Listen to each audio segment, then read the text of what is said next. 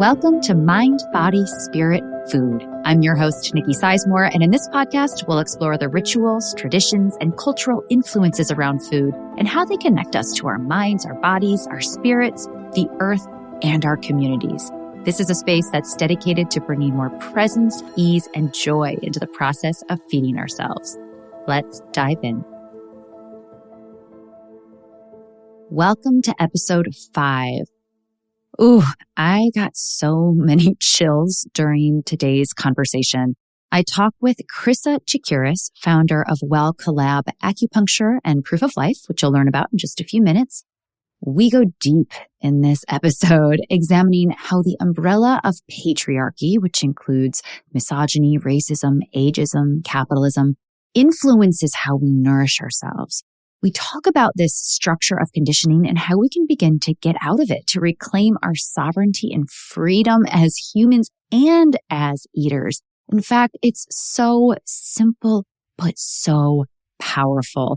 And this goes for both women and men. I think this conversation is going to provide us all with a bit of grace, taking away the blame we misguidedly put upon ourselves and offering real tools for finding our authentic expression within a culture that often tries to suppress it. Let's dive in. Chryssa, hey, welcome to the show. Thank you. Thank you so much for having me. This is exciting.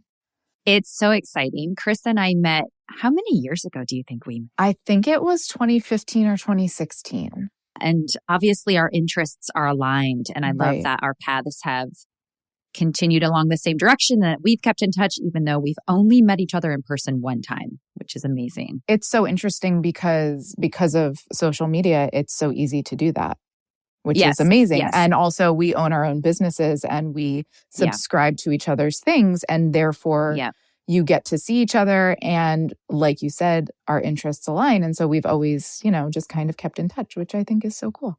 It is. That is definitely the benefit of social media right there. Right. There's so many things I hate about social media right now. But the one benefit. The one.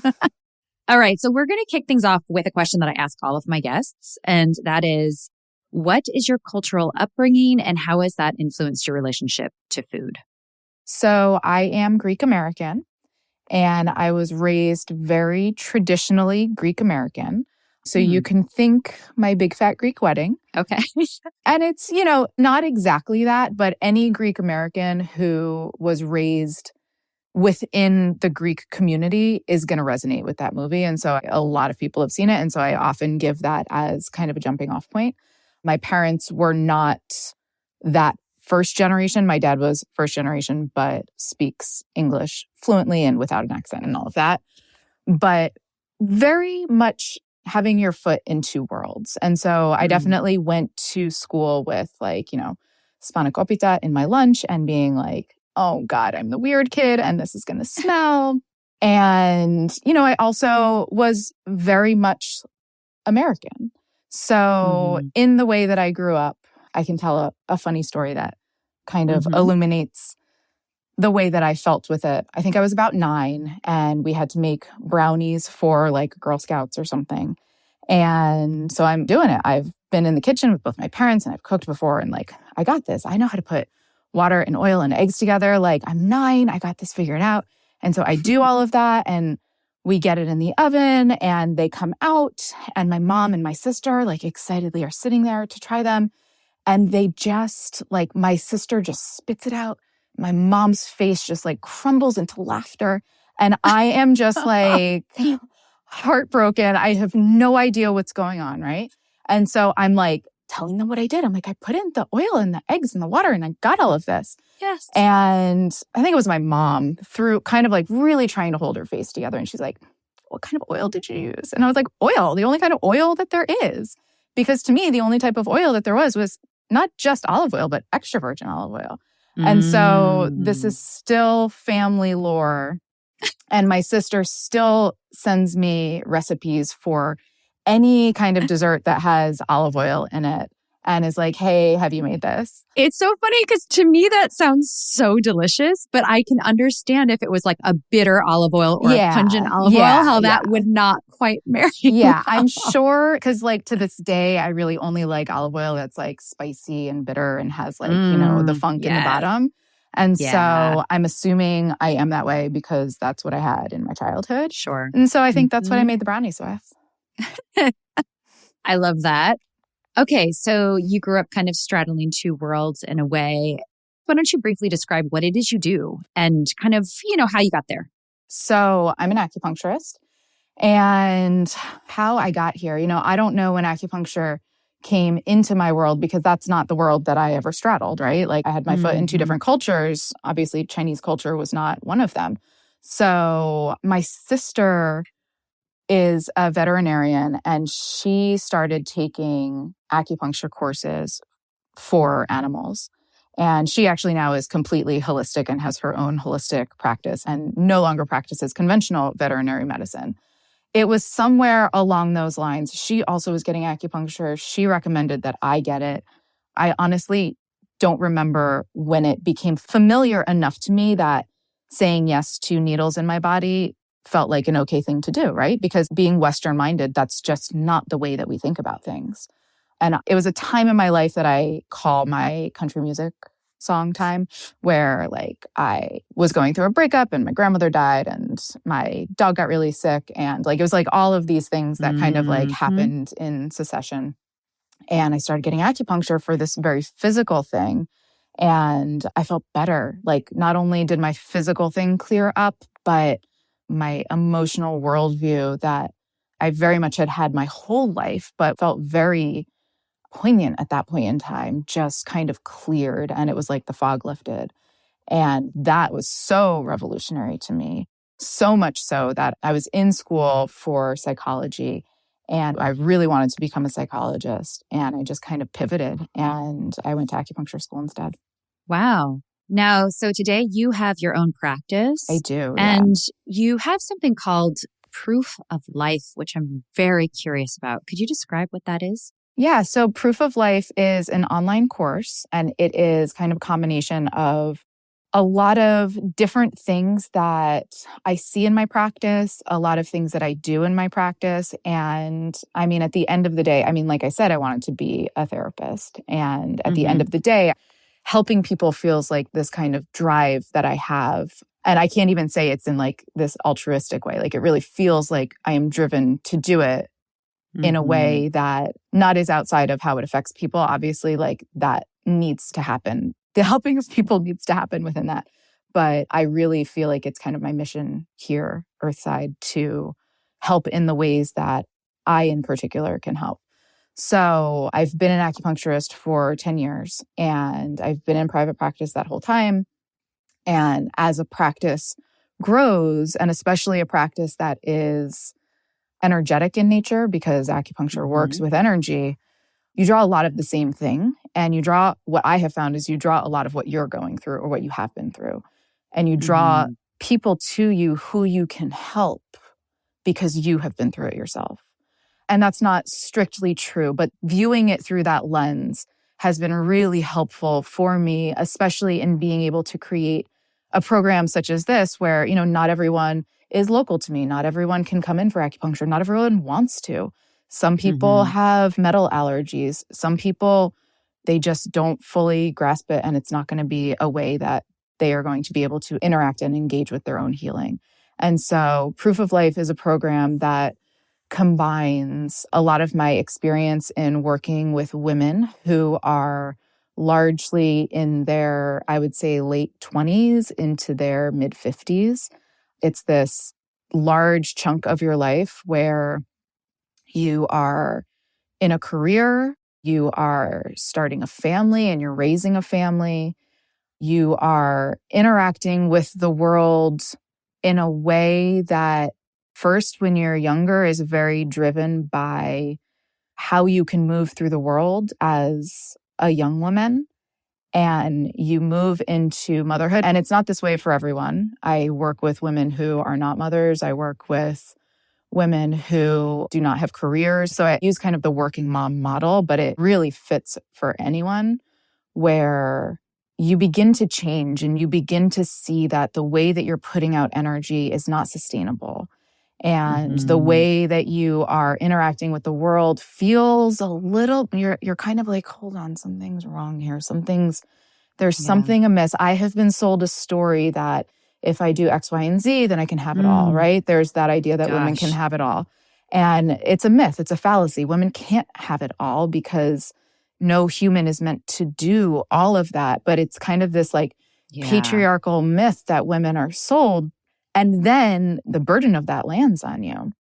So Proof of Life is a lot of feminist education and feminist re-education about the ways that we move through our lives and the lens through which we can look at things in a way that helps us to slightly shift our perspective out of patriarchy and back into our bodies. Because again, I'm an acupuncturist and I work with bodies. And a lot of the work that I do and a lot of the way that acupuncture is very healing is through embodiment and being back in your body and getting out of your head.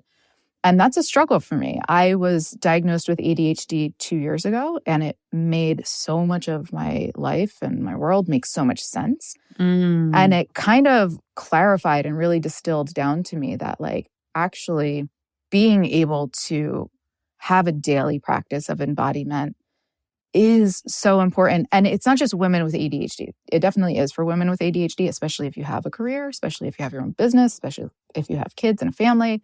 It's really important to have that practice for yourself. But for anyone, it is so important to kind of come back from being out in the energetic pollution of the world that we live in and just kind of peel some of those layers off.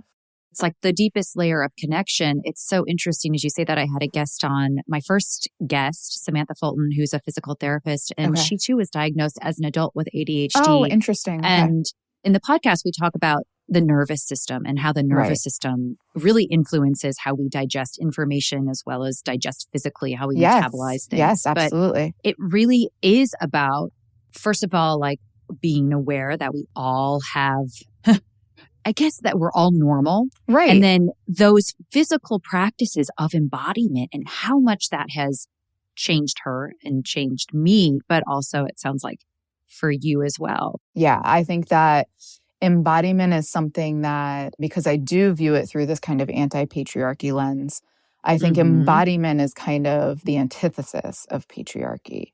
And I always say that if you're not in your body, then patriarchy will be. And it's something that you can see that across the board. You can see that in the work that you do with food. You can see that in physical work. You can see it in your job, in your parenting. And so being in our bodies is kind of radical and revolutionary. And I think that's also a little bit of the work that you have pivoted into in the past few years of going from maybe having these thoughts in your head and in the way that you raise your kids and in your personal life and not really necessarily having it baked into your business. No, exactly. And that caused for me a insane burnout because I was not being authentic. Exactly. And I was projecting this brand that no longer, I'm so grateful for From Scratch Fast, which was my blog and the past cookbooks I've written. But as we grow and evolve and we want to shed, you're exactly right. It felt like I needed to shed all of this conditioning that had been placed upon me. Yeah. And like you just said, it feels inauthentic. And especially when you have your own business and when, you know, people are like, leave work at home. And I'm like, I don't know, work is in my brain. I can't leave it at home. I cannot respond to emails from my patients. I cannot schedule people. There are, you know, admin things that I cannot do when I am home, but my business is just an outshoot of me. And so it's not possible for me to just turn my work brain off because this is the only way that I personally can function with it is that, you know, in order to provide for my family, that I am doing something that is constantly sparking joy for me, right? To be Marie Kondo about it. Well, even when you said this earlier, that you treat patients, that your mission is to help people, but really it's not an altruistic thing. I love that. I love that because I think actually any kind of service that we can provide, we have to do that for ourselves first. It has to start with us. So if we want to help heal other people, we have to start by healing ourselves. And that has to be the number one priority instead of like this outward looking altruism. Yeah. And I think that to build off of that, sustainability for women is so important.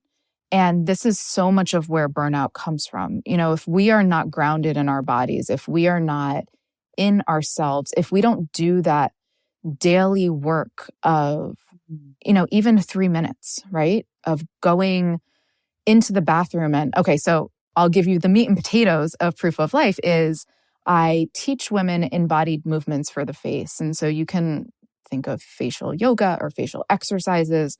And sure, it can be along those lines, but truly the phrase embodied movements is really what I'm going for. And so every day, if you do 3 minutes or 30 minutes, but you are doing something, it's like if you don't clean your house.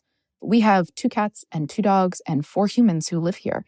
If we don't vacuum every day, there's going to be accumulation. It's not nefarious. It's just dust and hair. But that means that allergies are going to flare up. It means that our air quality is going to be poorer. And so it's the same for our bodies, where if we do not do a daily ritual and a daily cleanup of what has transpired, it doesn't change the fact that if you had a terrible day, it doesn't change the fact that you had a terrible day. But removing some of that residue and working with it in an embodied way and being able to change some of that energetic footprint then means that you can wake up the next day. And, you know, it is different coming downstairs to pillows put back in their spots and, you know, the pillow fort and all of the blankets being put away versus there being, in my case, dinosaurs everywhere and, you know, things that 4-year-olds have all over the place. So, you know, if we don't do that daily, and it's not this tidying to be perfect, because that is another point that I have that I'm really strong about, that there is no such thing as perfect. And perfect is dead. If something is perfect, then it is not embodied. It is not enlivened. Yeah. And women are trained to strive for perfection. And I follow that bouncing ball, which definitely is kind of a radical way of thinking that makes a lot of people uncomfortable, because I say that if we are aiming to be perfect, if this is the way that we are conditioned, then society is saying that we are better off. We are more valuable dead than alive. We are more valuable unexpressed. So not showing any proof of life on our face, right? This is why the course is called Proof of Life. Show that proof of life, because your expression is really this way of moving through a world that is really driven by patriarchy. And by patriarchy, I mean patriarchy the way we think about it. I mean it as colonialism and white supremacy and sexism and misogyny and racism. There is so much that goes into this hierarchy that everyone suffers from it, even the people who we would think are at the top of the food chain. Because if you don't grow, then there's no evolution forward, right? And then what's the benefit for anyone? And then actually, then people get locked in, at least the way I see it, then they get locked in these structures of fear because they don't know how to grow. Absolutely. So this is fascinating and so juicy, but let's bring this into the lens of nourishment and food. Yeah. And maybe not just food, but how we nourish our bodies, when we do live in this. I know when you and I were conversing over email, you called it the umbrella of patriarchy. Yeah. And I love that, because you're right. It's not just this one thing, but it really does encompass racism and misogyny and capitalism and agism too, which I hadn't even thought about. So can we pivot towards how do we nourish ourselves within this umbrella, and how do we start to break it apart for our own individual selves? So I think that the best way to do that is understanding that there is that umbrella, and that is so important. When I think about that, it is so overwhelming. And I feel like, well, what can I do? And what we all can do as individuals is start from within. And so to me, that means those daily rituals. To me, that does mean nourishment, because I think nourishment is something that again, is this thing that we are socialized out of nourishing ourselves. And Yes. we are socialized into putting food in, when we're talking about nourishment in terms of like legitimate food, we are socialized into counting calories and eating food that is out of a package and being able to lean into convenience.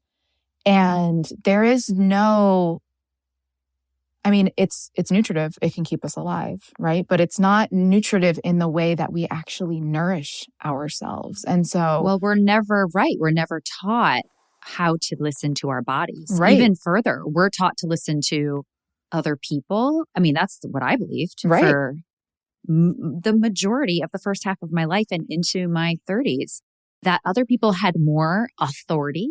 Right. When it came to when and what I should be putting in my body. Because what did I know? And like you mentioned earlier, it's fear-based, right? And so you learn these things, you take it as fact. And if you don't follow along, then there's some part of you that knows that your social value is going to fall. If you don't fit into X, Y, and Z, and especially if you can easily fit into that, then it gets you to a place where it's like, well, I have to listen to this because this is how I exist in the world. Yeah, you're identified with it. You're identified with it, right? And so it's that if you're not in your body, patriarchy will be.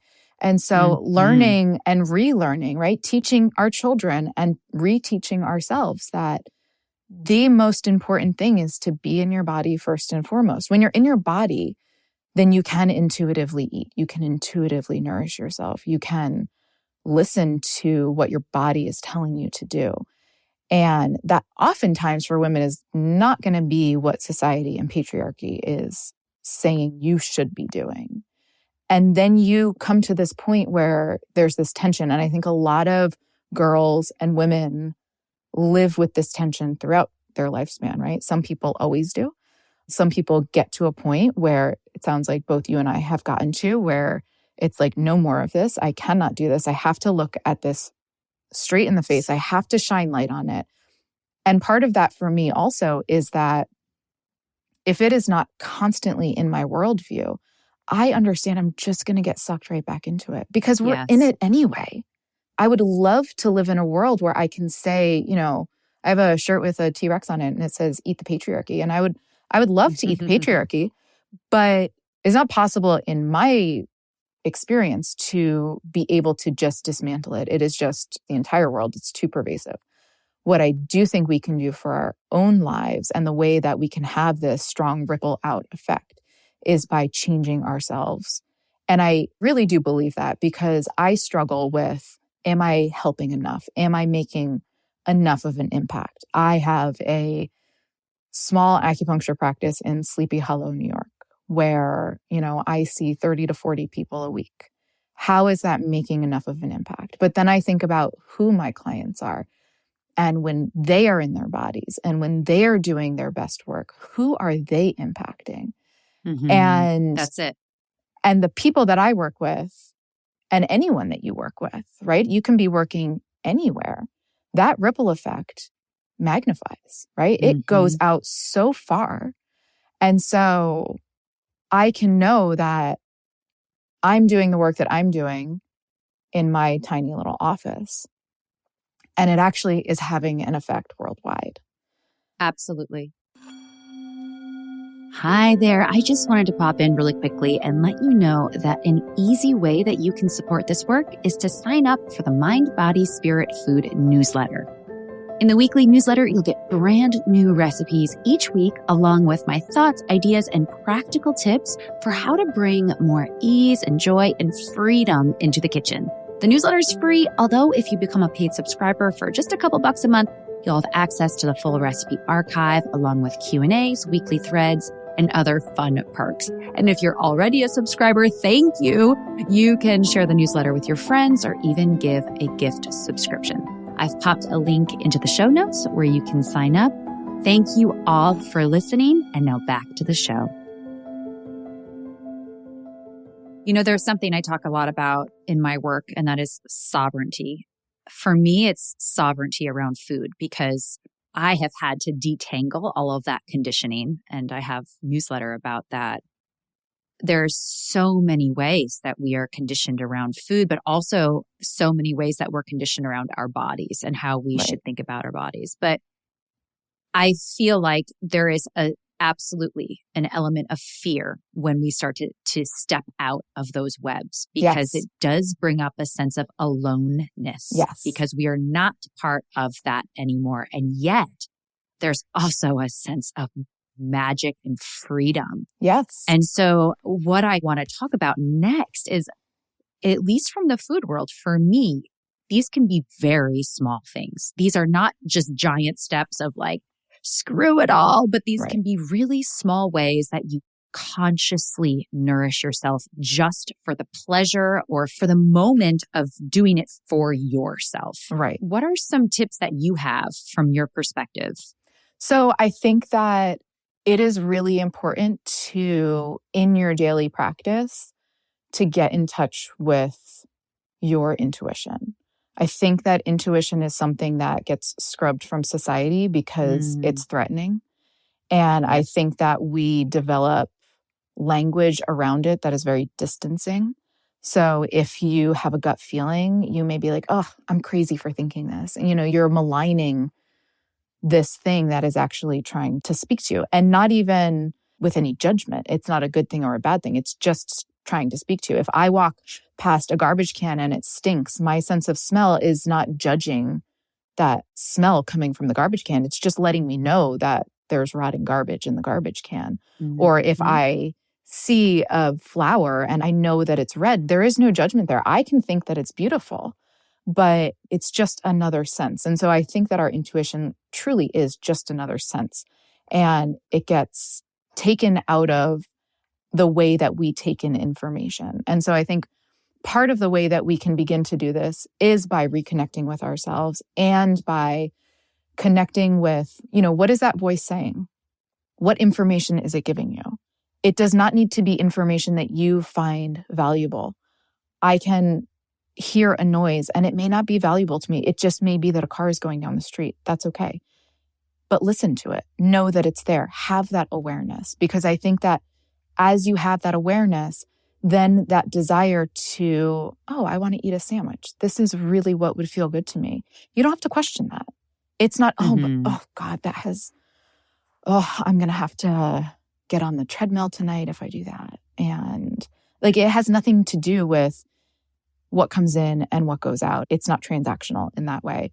It's this thing where it's like, what is my body saying? And I can just listen to my body so that you're not second guessing yourself. So it's building that trust muscle. It really trust. Is. Yeah. And that trust muscle is going to be the antidote to that fear. And another antidote to that fear is things that we're doing right now where we're talking about it. And when you talk about things, sometimes I am talking about things from my experience, or I'm talking about proof of life. And I feel, again, using that kind of distancing language, I feel a little bit crazy. And I feel like I'm like, oh God, is anyone listening to me? Does anyone care about this?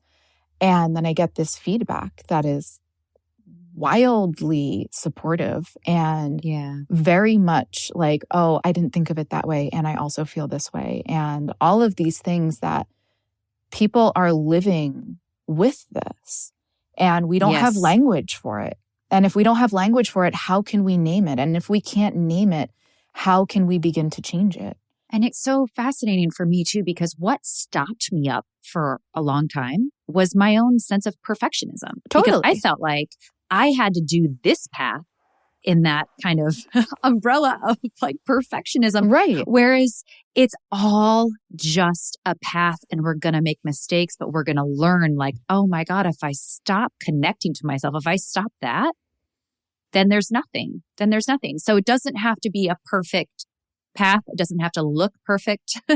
I guess I just want to reiterate that. I just want to keep the conversation going. I don't want us to be afraid of talking. Right. Because we're afraid we might make a mistake or say the wrong thing. We will. Like that Absolutely. Yes, we will. Absolutely. We will make mistakes, and that's the way that we change, and that's how we learn, and that's how we move forward. And if it's perfect, then there's nowhere to go with it. Then it's static, right? It's just there. And going back to what I said about perfection before, you know, you're saying that your perfectionism got in your own way. Well, I think that's by design. I think that, you know, you can say, oh, Nikki, you got in your own way, but Nikki, you were conditioned to get in your own way. And patriarchy uses these tools so that we can keep ourselves in place, so that we self-police, so that we feel so afraid and we feel like we have to stay right where we are. And there's no moving out of that because that's the way things are. That's what it is for women. And I think that moving out of that and talking about moving out of that without the perfection is actually, there's so much power in that. There's so much magic in that because other people hear that. And what they hear, they don't hear the things that we hear. They don't hear the quivering voice. They don't hear the repetition. They don't hear the cringeworthy things that we hear. And if they do, okay, cool, great. Because there's also a message there. And the message is the thing that resonates, right? The veneer of perfection is a farce. And I think everyone knows that. So just being able to drop it and just being able to talk about these things that really hold a lot of people back. You know, I want to say women, but everyone, really, like every single person is punished by this type of worldview that we all have to subscribe to. And, you know, I say have to subscribe to because it's the world that we live in. Every facet of the world is patriarchal. The way that we begin to unwind that, I think, is going back to embodiment. And that's embodiment is honoring the food that you eat and honoring your intuition and building that trust muscle, like you said, and being able to be in your body. And when it comes to food and when it comes to women's relationship with food, that's such a radical thing to be in your body and listen to your body. Because if all women did that, would there be billion-dollar industries of dieting and plastic surgery and beauty? So much, I mean, billions of dollars that go into these industries. And the way that those industries are fed is because very reliably women are going to buy things. Yes. When are we good enough? You know, when are we good enough? When have we met? When have we followed all the rules and done all the things? I mean, that goes back so subconsciously. Oh, absolutely. And then you get to subconsciously. You get to a point where you do all of that. It's like you won. You get 100%. Now what? And, you know, even looking for a prize in and of itself is a type of conditioning, right? And so taking it even out of the framework of good enough and working that language out of our vernacular so that we're not looking at it as good or bad. We're not looking at it as perfect or imperfect, but rather seeing the truth and the humanity that lives within those confines and being able to creatively express ourselves and be authentic and be real without these, you know, we started with what's the only good thing about social media, right? Is being able to keep in touch with people that you've met once. Social media right now is warping the way that small humans are understanding what it means to be human. And not just small humans, right? Adults as well, everyone. Everyone uses social media and has this idea of what lives are like and what people look like. And it's so damaging and it's so disconnecting, right? Part of it also is that gets you further and further out of your body. And again, to be a bit of a broken record, patriarchy then can come back in. The way you're describing it, I've had so many moments of chills in this conversation, but it can be as simple. When we talk about these things, it can feel so overwhelming, and it can be as simple as being embodied, working on being embodied in our own selves, so connected to our intuition, to our gut feeling, to our sense of who we truly are.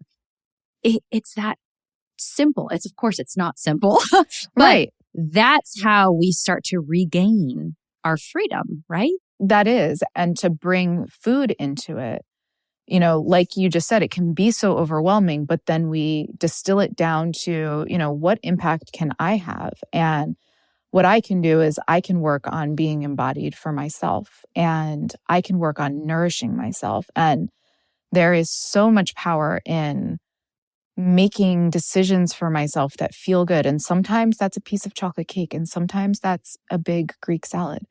And Yes. being able to do that in a way that is nourishing for my body, because that is where my intuition lives. I do not think it is a coincidence that we call it a gut feeling. Mm-hmm. Our bodies, they house so much power, and our ability to tap into it. I work with people day in and day out who lots of them are not connected to their bodies. And acupuncture is a way that, they can weekly flex that muscle a little bit. But then a lot of people go out into the world and they're living their lives, and it's really hard to maintain that throughout the day. Yeah. And I just want to acknowledge really quickly that connection to your body for a lot of people who might be listening, and I certainly had this myself, this is why I can say this, is you might not even like your body. You might have no relationship with your body. And so that's okay. That's okay. This is how we're conditioned. So this is not your fault. And that's part of why I have so much education baked into Proof of Life, because women are conditioned to have combative relationships with their bodies. We are conditioned to use language that is derogatory and demeaning about the thing that takes us through our lives, right? Like our bodies are, this is all we got. And we are made to feel as though making that thing perfect for largely the male gaze is more important than being comfortable in our own skin. And so it's something that lots of people are uncomfortable with their bodies and don't like their bodies. And understanding why, I think can soften the blow a little bit. To be able to say, I'm a perfectionist. I did this to myself because I'm a perfectionist, and now I'm a recovering type A person. And that may be the case, but you kind of didn't do it of your own volition. You were socialized into behaving this way. Some of it is, be a good girl. Some of it is be invisible. And that's how can you be a good girl, is by being as small as possible, being as unexpressed as possible, as quiet as possible. And then you come out of that, and there is this element of self-blame, because after all, you're the one who did it, right? You engaged in that for decades. And I would love to give anyone the permission to feel that that's not their fault. Just because you were a part of it doesn't mean that you are to blame, because it's really hard to be a cog in such a giant machine. And it's really hard to have agency when you are so strongly socialized through fear, right? Because it's through fear, it's through what is love, what are our ideas of love? And for women, so much of our patriarchal socialization is baked into that. And being able to simply, like you said, it's not simple, because we have very complicated relationships with our bodies and our faces. But to begin that practice one step at a time of being embodied, practicing that, because it is a practice. It's not linear. It's going to be all over the place. There are going to be times that you just can't do it, and that's okay. But the point is that you practice, and you get better, and you get better, and you get better, and you get to a point where suddenly you realize that your worldview has shifted a tiny bit, but even, 1 degree of shifting, and that trajectory is wildly different. Yes. Oh, thank you. I also want to mention that for all of the men listening, you guys feel this way too. The patriarchy affects you in the same way that affects women. So Absolutely. Don't feel like you're not part of the same level of conditioning. you can feel all of the same things. And so it's about us all unraveling that for ourselves. And I often don't talk about men because I don't feel like that's my experience. Well, not that I don't feel that way. It's not my experience. And so speaking from my own experiences is where I have my power. But men are harmed. Everyone is harmed. Everyone is harmed. And so there is truth in this for everyone. The socialization is different for men. It is no less harmful. Whew. I could talk to you for days, but we're going to start to wrap things up. And this is a question I do ask all my guests too, and it has just nothing to do with anything we've talked about, but it is pure fun. It's your last meal on earth. What would it be? Oh, God. I mean, so when I was pregnant, all I wanted was Greek food. It was just like, go back to my roots. All of my pregnancy cravings, I had music cravings in my pregnancy. And they were so sensory. I had so many sensory cravings. And I realized that they were cravings because they were so particular. And I was having food cravings too. And I was like, whoa, this is all kind of the same. And so I think that where I go back to when I am kind of going back to my roots and what feels really good to me is just like, if I had a last meal, it would be all of my favorite Greek foods, I think, which is... What are they? So dandelion greens are like my favorite. And my neighbor, bless her heart, she goes to the farmer's market and she brings me a bunch and I just boil them up and I just love them. So simple, right? They're literally weeds and they're like my favorite food. And I would do, as mentioned before, a big Greek salad. And I love souvlaki. I would do like probably some chicken souvlaki. And so I would just kind of have, I think, like a medley of all of those things that really remind me of who I am. And that would be a really satisfying last meal. I love it. I would love to share that meal with you, but not as your last meal, just as a meal. Okay, Chryssa, where can people find you and where can they find Proof of Life if they're interested in checking it out? Yeah, so they can find me at wellcollab.com and you can also find Proof of Life there. So it's a tab at the top of the website. It's also wellcollab.com/proof-of-life. And so everything that I do is basically there. You know, there's a link to my Instagram where I also do a lot of we're starting a grassroots medical advocacy nonprofit, and you can find information and interact with that there. And so basically at the website is where you can go to find anything having to do with me. Thank you so much. Yeah. Thank you for sharing your wisdom and for this conversation. And I have no doubt that the ripple effect will certainly play a part here. Let's keep the conversation going. For all of you listening out there, please pipe in and let us know how you are feeling embodied today. Bye, Chryssa. Thank you. Bye. Thank you so much. This was so great. Thank you so much for listening. If this work resonates with you in any way, you can support it by leaving a review or comment or sharing it with friends. Also, you can sign up for the newsletter, Mind, Body, Spirit, Food. And by becoming a paid member for just $5 a month, you help fund this entire project. Thank you so much to all of you who are already subscribed, especially to those paid subscribers. This work could not happen without you. I'm Nikki Sizemore, and as always, remember to nourish yourself with intention and love.